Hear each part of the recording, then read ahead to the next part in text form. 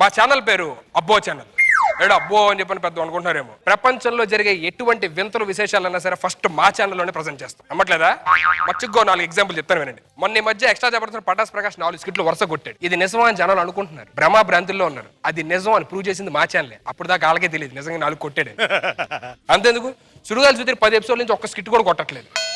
తెలుసా ఇది మీకు? లేదు. సుధీరే కొడతలాడు, సుధీరే బాగా చేస్తున్నాడు అనుకుంటున్నారు. బలిసిపోయింది ఒక్కొక్కడికి. కరెక్ట్ గా చెప్పు. ఏదో రాసాం, దీనికి ఎంత సపోర్ట్ ఉంటుందని మేము అనుకోలేదు. జబర్దస్త్లోని లేడీ గడప వేసే వినోద్ గాడు అమ్మాయి కాదు అబ్బాయిని ప్రూవ్ చేసింది ఎవరు? సుధీర్. నేనే. సారీ.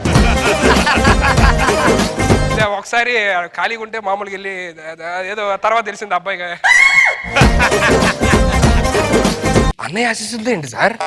మా ఆవిడండి, మా అన్నయ్య నాకు సంబంధం చూసి పెళ్లి చేసుకున్నానండి. మీ అన్నయ్య చూస్తే మీకు అన్నయ్య, ఆవిడకి బావ కదా, బావ ఆశిస్తుందని రాసుకోవాలి. అన్నయ్య ఏంటి? తనకు అన్నయ్య లేండి సార్. ఒకసారి రండి. దీన్ని చేసుకున్నారు సార్? దీని కాదు, మా అన్నయ్య తీసుకొచ్చి కుక్కను కూర్చోబెట్టినా తాళి కడతాను నేను. ఒకే బెటర్ కదా దీనికన్నా.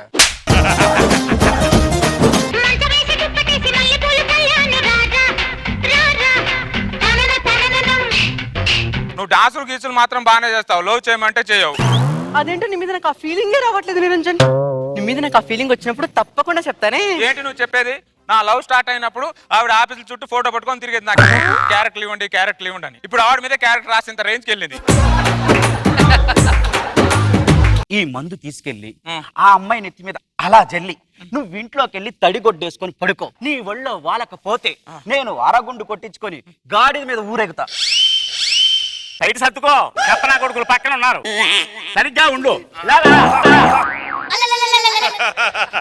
నువ్వే మాయ చేసావు గాని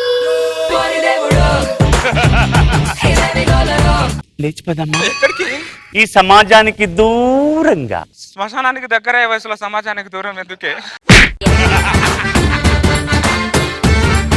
నమస్కారం అండి కార్తీక్ గారు.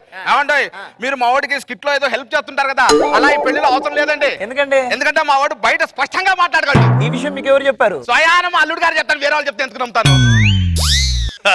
అంటే నా మీద ప్రేమతో పిలవలేదు నువ్వు, ఇక్కడ కూడా ప్రాంప్టింగ్ ఇప్పించాలని పిలిచావు అనమాట.